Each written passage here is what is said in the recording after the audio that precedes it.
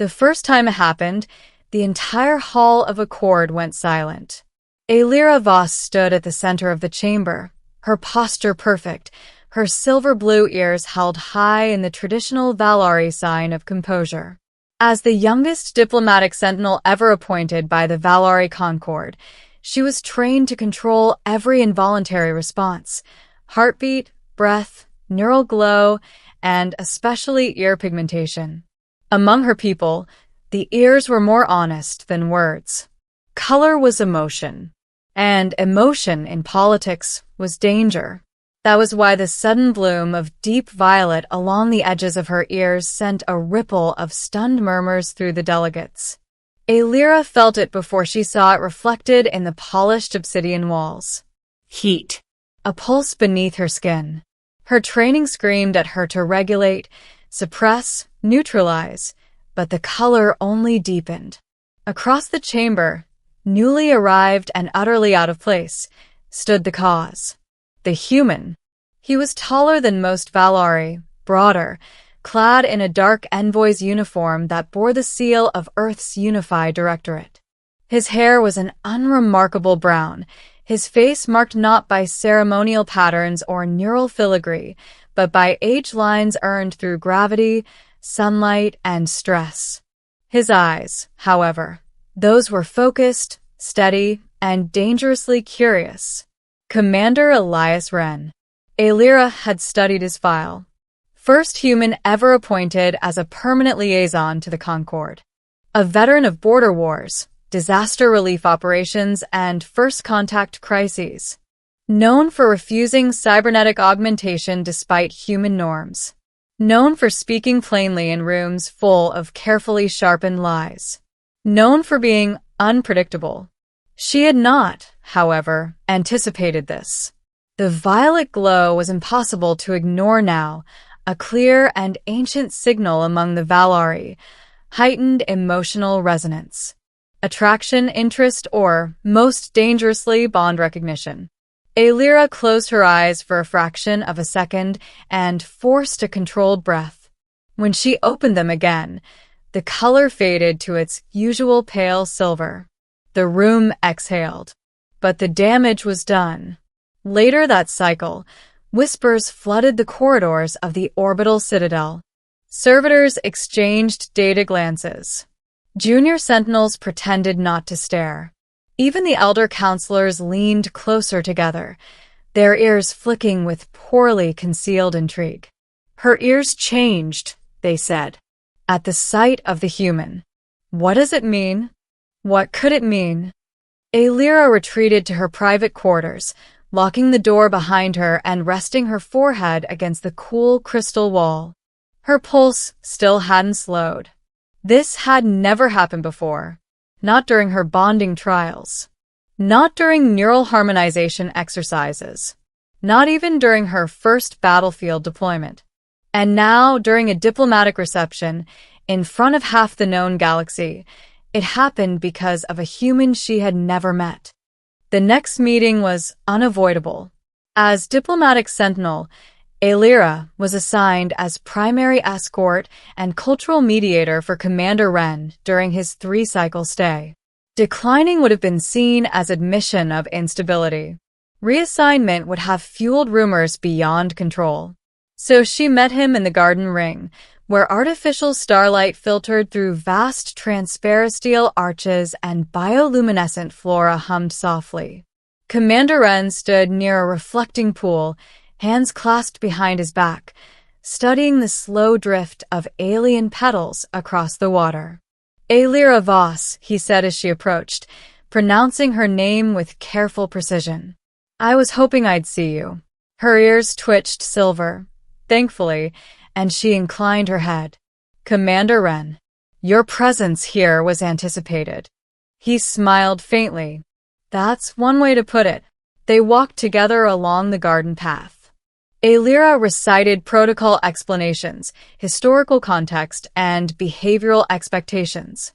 Wren listened without interruption, occasionally asking pointed questions that revealed he had read far more than the summary briefings.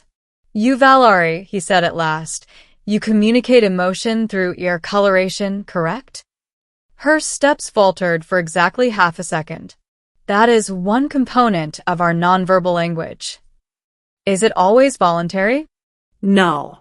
Then I apologize, he said gently, if my presence caused discomfort. She stopped walking. Commander Wren turned to face her, confusion flickering across his human features. My presence in the hall, he continued. I noticed a reaction. I hope I didn't cause offense. Alira searched his face for mockery, calculation, or manipulation. She found none, only concern. No offense was taken, she said, truthfully. But the reaction was unexpected. So was mine, he admitted. Your people have a way of making history feel very close, like you can reach out and touch it. That, too, stirred something. Her ears warmed, the faintest hint of color threatening to surface.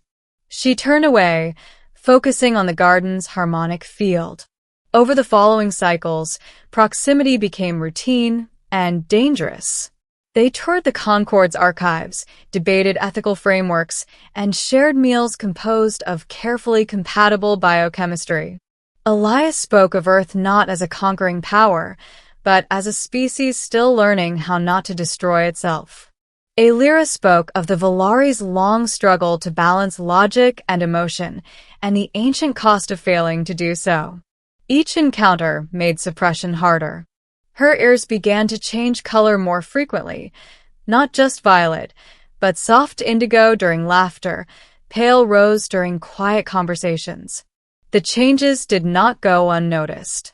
By the fifth cycle, the council summoned her. You are compromised, Elder Threxen said bluntly, his ears a stern iron gray. I am functional, Alira replied. My duties are fulfilled without error. Your physiology disagrees, another elder added. The human has triggered an uncontrolled resonance response. The word hung heavy in the chamber. Resonance. Among the Valari, it was a rare and poorly understood phenomenon. A deep emotional and cognitive alignment between two beings, theorized to enhance empathy, cooperation, and trust. Historically celebrated, then feared, after a catastrophic war sparked by a bonded pair who placed each other above the Concord. We cannot allow this, Threxen said. You will be reassigned. The human will be escorted by another. Alira felt something fracture inside her. Her ears flared, not violet, but a sharp, luminous blue. Defiance. With respect, she said carefully, Commander Wren has done nothing to encourage this response. To punish him, or remove me, would damage diplomatic trust. Trust is secondary to stability, Threxen replied. That night, Alira found Elias on the observation deck, staring out at the star-spattered void. They're sending me home early, aren't they? He asked quietly. Yes, she said. And you? Reassigned. He nodded, absorbing it with a soldier's efficiency. I figured this was coming.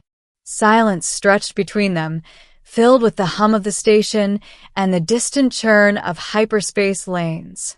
Alira, he said at last, back on Earth we have a saying. Some connections are worth the risk. Her ears shifted, glowing a deep, unmistakable violet, no longer something she tried to suppress. In Valari history, she replied, voice trembling, resonance is believed to be a mirror of shared intent, a sign that two minds see the universe similarly. Do you think we do? He asked. She looked at him then, not as a sentinel, not as a symbol, but as a being standing alone among the stars. Yes, she said. The decision she made in that moment would alter the Concord forever. The next council session was unlike any before it. Alira stood before the elders, her ears glowing openly, unapologetically violet. I submit myself for full resonance evaluation, she declared, with Commander Elias Wren as my counterpart. The chamber erupted. Human Valari resonance had never been formally tested. The risks were unknown. The political consequences, incalculable. But the data, the potential. Elias, standing beside her, met the elder's gazes without fear. "We came to build trust," he said. "Let us prove what that looks like." The evaluation lasted days. Neural harmonics were measured. Emotional feedback loops mapped. Empathy thresholds tested. What the scientists found astonished them. Resonance did not weaken Alira's judgment. It sharpened it. Elias's human intuition filled gaps in Valari logic. Alira's emotional clarity enhanced human strategic thinking. Together, they demonstrated conflict resolution outcomes with unprecedented efficiency. The elders watched, silent and shaken. At last, Threxen spoke. "Perhaps," he said slowly, "we feared the wrong thing." The reassignment order was rescinded. Instead, a new role was created. Joint Resonance Envoys. Alira and Elias stood together in the Hall of Accord once more, months later. This time, when her ears changed color, violet, warm, and steady, no one whispered. They watched. They learned. And across the galaxy, the story spread, not as scandal, but as possibility. Because everyone noticed when her ears changed color at his sight. And this time, it meant hope. The final test came without warning. A border dispute ignited between two ancient rivals on the fringe systems, both armed, both unwilling to yield, both prepared to turn a political fracture into a stellar war. The Concord chamber filled with tension, so thick it vibrated through the crystalline floor. For the first time in Valari history, a joint resonance envoy was ordered to intervene. Alira stood at the center of the chamber, Elias beside her. Her ears glowed, not in a sudden flare, not in embarrassment or surprise, but in a calm, steady violet that radiated outward like a living signal. It was no longer something she hid. It was who she was. As negotiations began, something unprecedented happened. The hostility in the room didn't vanish, but it softened. Elias spoke with human bluntness, cutting through centuries of ritualized hostility. Alira followed, translating not just words, but intent, sensing emotional currents beneath alien posturing and redirecting them before they could harden into violence. The disputing factions felt it. They didn't know how to name it, only that something in the room made lying harder, aggression heavier, and understanding possible. Hours passed. Then, slowly, weapons were stood down. When the treaty was signed, the chamber remained silent, not from shock, but from realization. The Concord elders understood then that resonance was not a weakness born of emotion. It was evolution. Later, on the observation deck, stars drifting endlessly beyond the glass, Alira finally allowed herself stillness. Elias stood close, not touching, yet undeniably present. "Your people were right to fear resonance once," he said quietly. "Anything powerful can be misused." Her ears shifted to a soft, luminous indigo, peace. "And your people were right to believe connection is worth risk." She turned toward him. For the first time, she didn't feel watched. "I was trained to suppress what I felt," she said. "But when I saw you, my ears betrayed me before my mind could lie." Elias smiled, a little sadly, a little awed. "Back home, we don't change color when we feel something. We just live with it." She reached out then, her hand resting lightly against his, an unscripted, unrecorded gesture. The galaxy did not end. Instead, it breathed. Years later, historians would mark that moment not as a scandal, nor as romance, but as a turning point.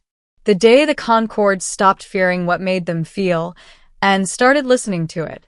And still, whenever Alira entered a room and her ears changed color at Elias's sight, No one whispered anymore. They smiled, because they finally understood what it meant.